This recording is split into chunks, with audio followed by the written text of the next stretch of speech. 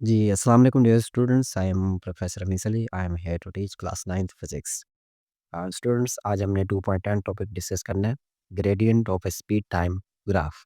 Okay student, ये जो है बेसिकली टॉपिक जो है ये भी रिलेट कर रहा है किसके साथ, जो हमने प्रीवियस टॉपिक डिस्कस किया था कि gradient of A distance time graph था। वो ये कौन सा स्पीड टाइम ग्राफ है, तो बेसिकली ये क्या कर रहे हैं, दोनों रिलेट कर रहे हैं। तो जितना एक्सलेरेशन के अंदर यहाँ पे वहाँ पे हमने स्पीड का डिस्कस किया था। तो जितना स्पीड और एक्सेलरेशन में आपको डिफरेंस समझ आता है, उतना ही मतलब कि इस टॉपिक में क्या है फ़र्क है। तो first of all dear students, अगर आप मेरे चैनल पे आ चुके हैं तो मेरे चैनल को सब्सक्राइब करें और बेल आइकन का जो बटन है उसे आप ऑन करें, ताकि हर न्यू आने वाला जो लेक्चर है वो आप तक पहुँच सके। क्लियर? तो चलते हैं टॉपिक की तरफ। और स्टूडेंट्स बेसिकली जो ग्रेडियंट है, मैंने आपको लास्ट टाइम भी मैंने आपको डिस्कस किया था कि ग्रेडियंट चेंज को कहते हैं of a speed time graph. मतलब कि स्पीड टाइम ग्राफ के अंदर कौन सी चीज़ जो है वो चेंज हो रही है, वो चेंज जो है वो किस चीज़ को रिप्रेजेंट कर रहा है, ये हमने बेसिकली डिस्कस करना है। तो उसी तरह हम कंसीडर करेंगे कि now consider speed time graph and shown in figure, इसे हम डिस्कस करते हैं अभी। The speed time T one T two are V one V two respective.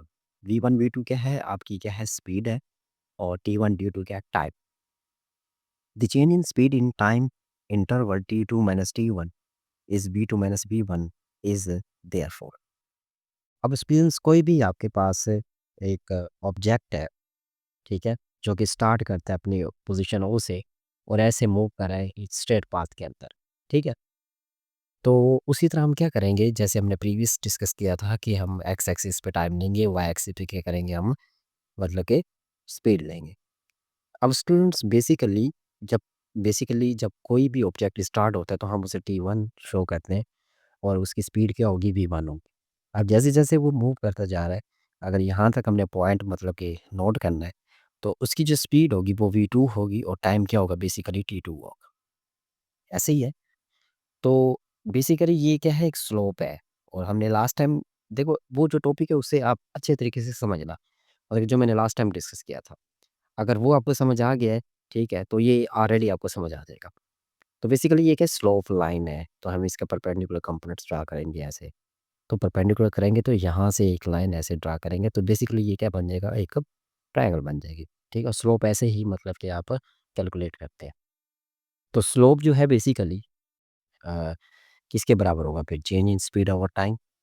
क्योंकि स्लोप क्या आपको मतलब कि रिप्रेजेंट कर रहा है कि एक ऑब्जेक्ट जो है वो एक स्ट्रेट लाइन में मूव तो कर रहा है, ठीक है, और उसकी स्पीड भी होगी, फिर उसे टाइम भी लग रहा होगा। तो चेंज इन स्पीड और टेकन टाइम, स्लोप हम मतलब कि एज इट इज़ वैसे हम लिखेंगे, ठीक है। और चेंज इन स्पीड क्या है कि पहले v1 थी, फिर v2 है। आपको पता है जब हम डिफरेंस लेते हैं तो v2 मतलब जो फाइनल में से इनिशियल को माइनस करते हैं, जैसे आपने वेलोसिटी का भी पढ़ा होगा। अगर चेंज इन वेलोसिटी अगर आपने करना है तो वी एफ माइनस वी आई करते हैं, ठीक है, ये आपने पढ़ा होगा। अब बेसिकली यहाँ पे स्पीड जो है वो चेंज हो रही है, तो डेल हम लगाएँगे। डेल वी और टी2 माइनस टी1 जो है वो टी ही हम मतलब कैसे लिखेंगे, क्लियर? अब बेसिकली ये जो टर्म है, but del V over T is equal to A is average acceleration. क्योंकि ये टर्म क्या बता रही है, rate of change of velocity, ठीक है, by given time is called acceleration. वहाँ पे स्टूडेंट्स ग्रेडियंट वाला जो हमने प्रीवियस टॉपिक डिस्कस किया था, वहाँ पे क्या था कि आपके डिस्टेंस चेंज हो रहा था, ठीक है। तो यहाँ पे क्या है, वेलोसिटी चेंज हो रही है। तो वेलोसिटी जब चेंज होती है तो आपके पास जो टर्म क्रिएट होती है वो क्या होती है, एवरेज एक्सेलरेशन होती है, क्लियर। अब यहाँ पे क्या था, gradient of speed time graph is equal to the average acceleration of the body. मतलब कि ये जो स्पीड टाइम ग्राफ है ये किसके इक्वल है, एवरेज एक्सेलरेशन की क्या है, इक्वल है, ठीक है स्टूडेंट्स। अच्छा, उसके बाद क्या है, this show that when a car move with constant acceleration the velocity time graph is straight line which rise through the same height for equal interval of time. ये लाइन बड़ी इंपॉर्टेंट हो गया था कि जब भी कोई कार जो है कोई कांस्टेंट एक्सेलरेशन से मूव करता है, ठीक है, तो उसका जो ग्राफ होता है बेसिकली वो क्या होता है, स्ट्रेट लाइन में होता है। अब यहाँ पे देखें ये स्ट्रेट लाइन में मतलब ये है कि जैसे जैसे मतलब कि टाइम वेरी कर रहा है और वैसे वैसे आपका क्या है मतलब कि ऑब्जेक्ट भी मूव कर रहा है, तो वो एक कांस्टेंट के साथ क्या है, वो मूव कर रहा है स्पीड के साथ, ठीक है। अब next we find the slope, मतलब स्लोप आप कैसे फाइंड आउट कर सकते हैं, the speed v1 at time t1, the same speed v2 as the time t2 has the change speed is zero. मतलब वो है कि अ, अगर v1 इंक्रीज और t1 के साथ same speed v2 at time t2 and the change speed is zero, मतलब speed जो है वो कांस्टेंट है, उसमें कोई चेंज तो आ नहीं रहा।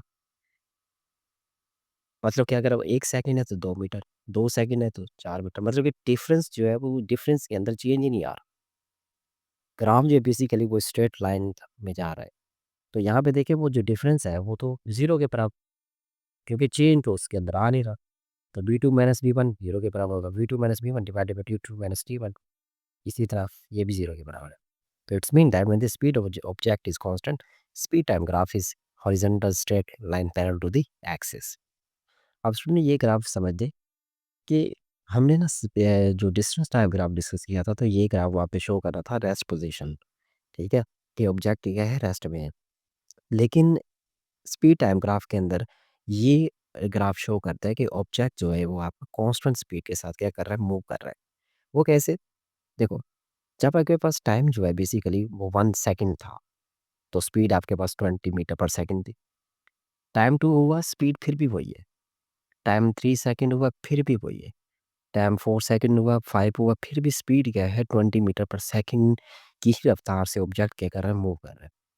ये ग्राफ स्पीड टाइम ग्राफ के अंदर ये शो करता है कि ऑब्जेक्ट कांस्टेंट स्पीड के साथ मूव कर रहा है। But in case of the distance time graph, where ये ग्राफ वहाँ पे क्या शो करेगा कि ऑब्जेक्ट क्या है, रेस्ट में है। तो ये बात आपने याद रखनी है, ठीक है। तो in the end this show that the acceleration of the motion is zero. Acceleration क्या होगा, बेसिकली यहाँ पे जीरो होगा इस केस के अंदर, क्योंकि वेलोसिटी तो चेंज ही नहीं हो रही। वेलोसिटी चेंज होती है तो एक्सेलरेशन प्रोड्यूस होता है।